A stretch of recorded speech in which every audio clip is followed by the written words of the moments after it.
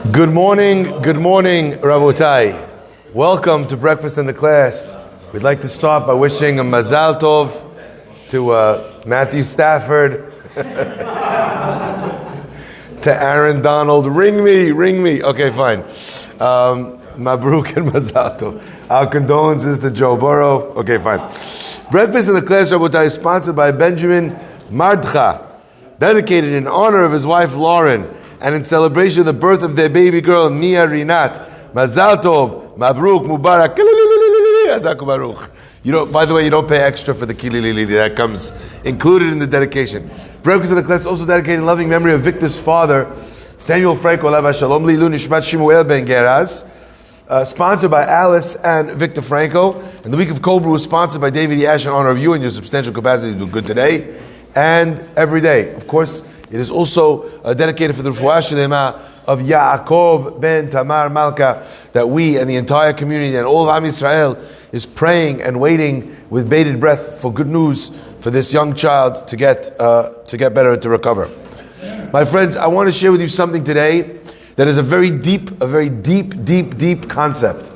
And in fact, on some level, it's something that we live without knowledge of all the time. So I want to maybe perhaps start this idea by asking a question and expressing something from Harav Blach, from his Sefer Penine Dat, Hazaku Baruch, to my dear friend who sent it to me from Cleveland. What a beautiful Sefer it is. You said that I would enjoy it, and indeed I am already enjoying it. Hazaku Baruch, Mr. Atlas, or Rabbi Atlas. Listen to this, Rabotai. He asks the following question. Our parasha begins by telling us about the fact that the Jewish people were commanded by HaKadosh Baruch Hu, Ki tisad rosh b'nei Israel. When you count the Jewish people, how do you count them? You don't count them 1, 2, 3, 4, 5, 6, 7, but rather instead they each give a mahatzita shekel, half of a shekel, half of a coin is decided by weight, and then once every household had given this amount of coinage for each of the souls in living in the house, they could then count these half of a shekel. They knew exactly how many people were living in the Bnei Israel, and how many people were in each family, and how many people were in each shevet, each tribe. So the question is, why are we counting Jews at all? And I'm just going to quote you the words of Rashi before we ask this question. Rashi says on the pasuk, count them by counting coins. Don't count them by counting Jews. Why? V'lo yiyeh b'ahem negef b'fkodotam. And there should not be a plague when you count them. Counting somebody, it brings a plague. In fact, we find in the Torah that David HaMelech, when he counted the Jews, he didn't, remember this? Well, he didn't do it this way. He counted them and there was a plague that broke out. And David was held responsible for not counting the way the Torah says to count. Baruch atah Adonai l'melech haolam, she'hakol neh baro. And Rashi says on this pasuk something which is kind of a little bit, it's disorienting. Okay? Or as the English would say, it's disorientating. Mitochi batan lefanav, because God loves the Jewish people, because they're so dear to Him, moneh otam kol sha'ah, He counts them all the time. Kishi yaseu miMisrayim mena'am, He counts them when they left Egypt. Ukishi naflu ba'egel mena'am, and when they sinned with the egel, He counted them. Why? Leda minyan hanotarim, to remember how many were left over, how many did not pass away. When it came time to rest His presence upon the Jewish people in the Mishkan, Minam, He counted them. Be'echad ben Nisan, on the first day of the month of Nisan, Hukam HaMishkan, the Mishkan was put up. Be'echad be'iyar, and 1 month later, on the first day of the month of Iyar, right? Minam, He counted them again. So God is constantly counting the Jewish people, illustrating this concept that just as a person who has money in his pocket, he's counting, if he's got a little pack of diamonds, he's always making sure that they're all there, none of them is missing. If someone comes along, he says, look at what I got over here, you're never going to believe it. He shows them each one by one, illustrating the love that God has for the Jewish people. He therefore counts them all the time. Rav Blach asks a great question. He says, 1 second. I understand that example when it comes to a human owner. A guy who doesn't remember how many he's got, or he's Scrooge McDuck, he's constantly in his safe counting his gold coins, okay? I get it. But with God, HaKadosh Baruch Hu knows exactly how many there are. In fact, if one Jew dies in a hospital, his heart stops beating, the guy passes away, Borei Olam knows it's one less. If during the counting, a kid's born in Kimball Hospital in Lakewood, or in Sha'arei Tzedek in Eretz Yisrael, HaKadosh Baruch Hu is the +1. He knows exactly how many. His numbers are numbers in real time. He doesn't need you like the IRS to file your taxes for him to know how many Jews there are. He knows exactly at all times. So what is this idea? To show chibatan, to show his how much he loves, he needs to count. Number one. Number two, my friends, the second question is, if the purpose of counting is, as we just said, is to show God's love for the Jewish people, how could it be that something that is an illustration of God's love, of our closeness to Him, how could it be that that thing causes lo yeh bahem negef, it causes a plague? It doesn't make sense that the same thing, which is about love and connection with God, who is the source of all life, should be something that causes death. How could that be? This question is one of those questions which is such a deep question, it can't be answered by mere platitudes. Oh, because of this, because of that. It's something which is a game-changing, it's a paradigm-shifting question. And I want to explain what he says, but again, this is not necessarily a little light morning fare. This is something which requires a little bit of thought. The simple answer, let's kind of start with the simplistic answer. Many times in the Torah will use a little bit of language. How God took us out with an outstretched arm. How HaKadosh Baruch Hu, does this with his hand or with his arm, or he carries us on his shoulders, etc., etc. All these things are euphemistic. God doesn't have a shoulder or a hand. He doesn't have a nose that gets upturned when he gets angry, and yet it describes v'chara'af amunai. So all these terms, as the Gemara says in numerous places, are l'saber et ha'ozen. It helps the human understanding. It helps us understand something. So when we talk about God's hand, bar minan, God forbid, to think that God has a hand, that's an apikores thinks that God has a shape or a form. That's what Harambam says. But the point is that how else are you going to understand that God did something but did it with strength? So we say with his right hand, Yeminicha amunai ne'edari bakoach. We don't mean that God has a right hand or that he did it with his right hand. We mean that as a human, where most humans are righty, as a human would use his dominant arm to do something, when you throw a pass with your right hand and you're a righty, you could throw a bullet. You ever see a guy who's a righty have to shovel pass or throw something with his left hand? It's weak. Basketball players work for years on their left hand layup because it's weak. So therefore the Torah uses that language in order to communicate an idea in human terminology. So one simple answer is that God, what we're talking about over here is God showing us how much he loves us, and therefore he's doing it in our way. But this is not enough, my friends. Why? Because the pasuk does not say to show us how much God loves us. It says mitochi batan lefanav moneotam, because he loves the Jews. He counts them. It's telling us something which is true about God, not which is true about us. So therefore, there is no place for this euphemistic terminology. So what are we actually describing? And I want to just share something with you which I think it's mind-blowing. He explains that our world, this entire world, Alpi Kabbalah, is what's called a malbush. It's called a levush, a article of clothing. Nothing that we're seeing here is actually real. Everything that we're seeing over here in this world is actually a projection. So I want everyone to understand this because this is very powerful. So normally, you and I, we ask a question. Person's not well, bar minan. Person's trying to find a shidduch. A person's trying to make it in business. A person needs to lift themselves out of a depression. So what does a Jew do? You pray.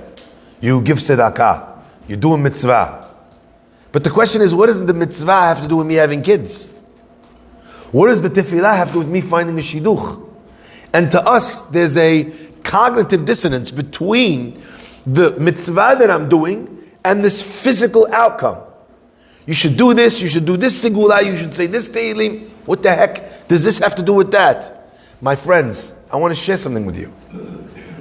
If this world is actually a projection, then really what we're looking at is a imagined state of reality. Our true reality actually exists on high. It is all about our suffering and our pain, our ecstasy and our success, is all about our closeness to HaKadosh Baruch Hu. That happens in the higher worlds. It's in the world of souls. It's in the world of spirituality. What happens up there happens down here. Let me give you an example. The Gemara says that Titus comes to destroy the Beit HaMikdash. And he's so proud about the fact that he's destroyed the Beit HaMikdash. And in the Navi tells him, what are you doing, Rasha? You're getting so excited, right? Kihi rehaim v'tahani kemach. Take a millstone and grind flour. It's the Gemara. You don't grind flour. You grind wheat. You grind wheat into flour. But you don't grind flour. Flour is by definition something that already has been ground. Says the Gemara, exactly. What God was saying to Titus is, you did not destroy my temple. You did not grind it to dust. You did not set my temple afire. My temple was already destroyed.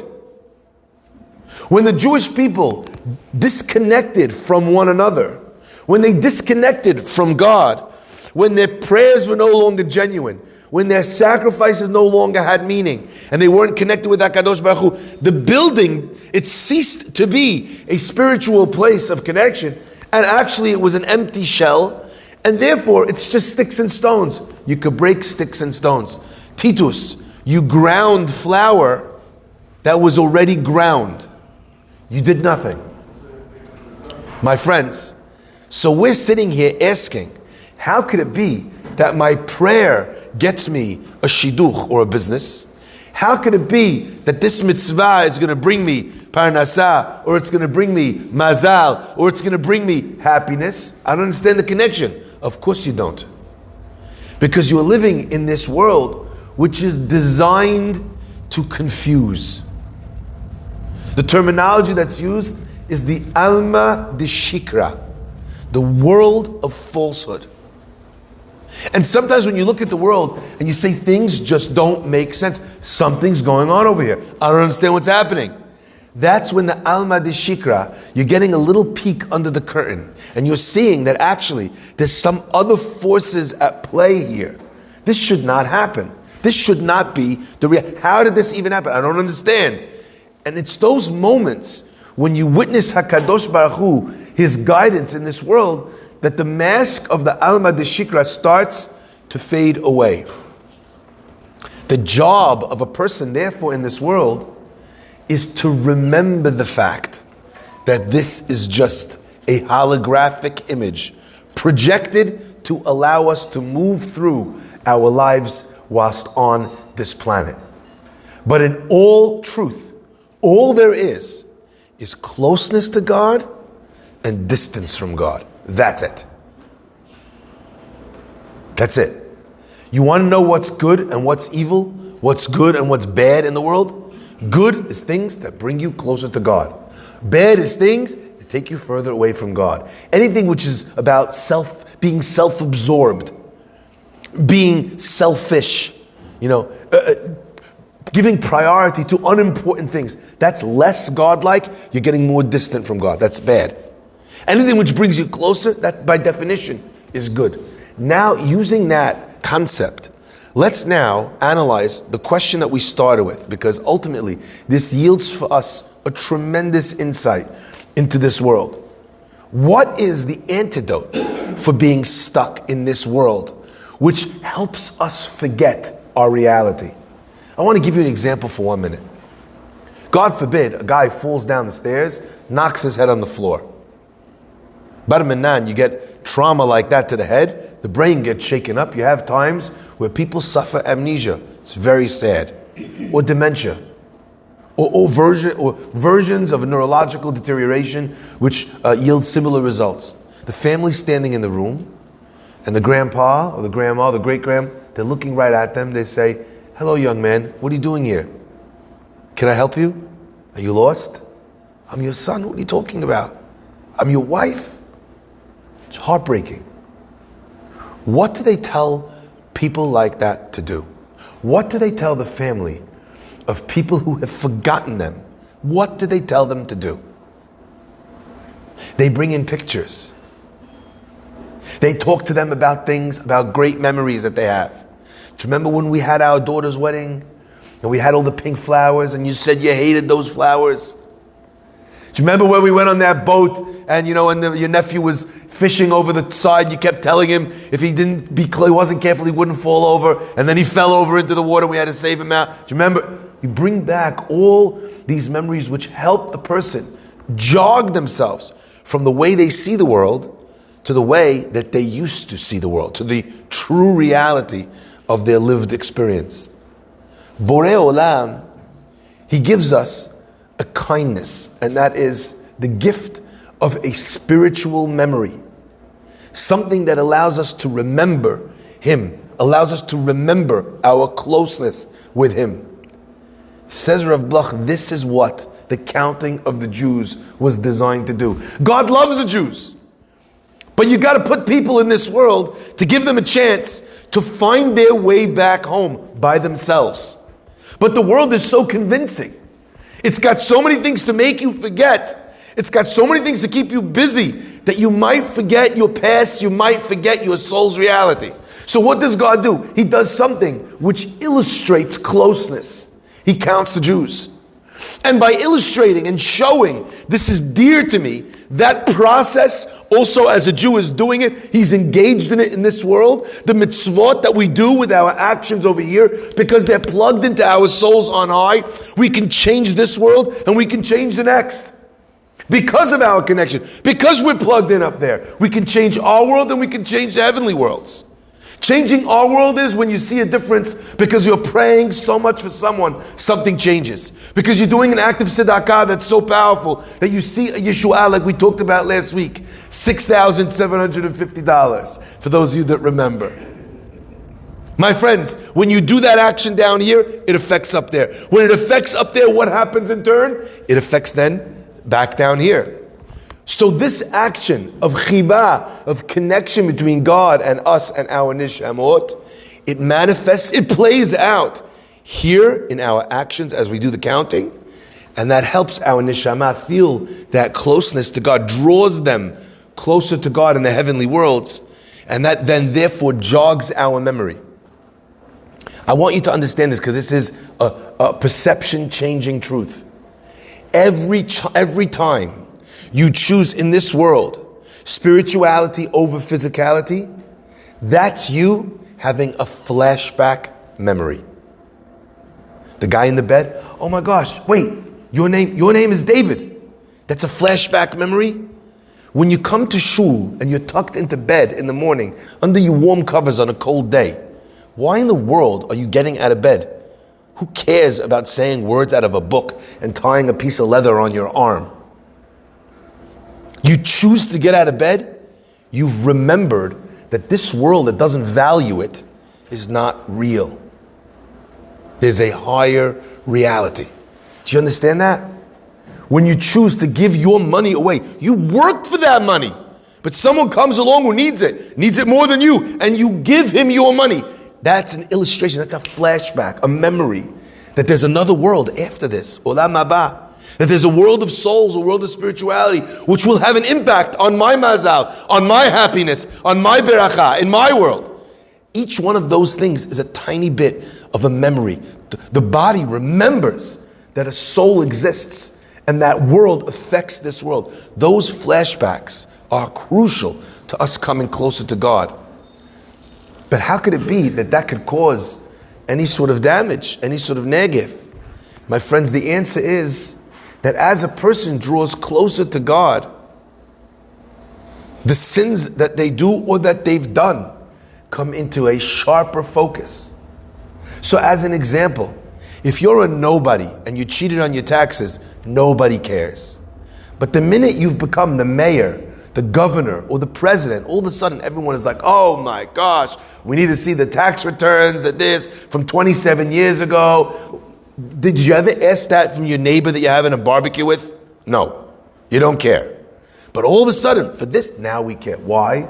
Because the closer the person is to the top, the more every little action that he's done or she's done is brought into a sharper relief. We're like, you can't be on that level and be doing that kind of stuff. So the opportunity to come closer to God brings with it tremendous blessing, but also it brings into a much sharper focus our failings. So Borei Olam says, I want to count you.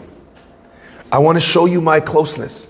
I want to bring you close to me, do an act of love to you, which will bring us closer, which ultimately will bring you beracha.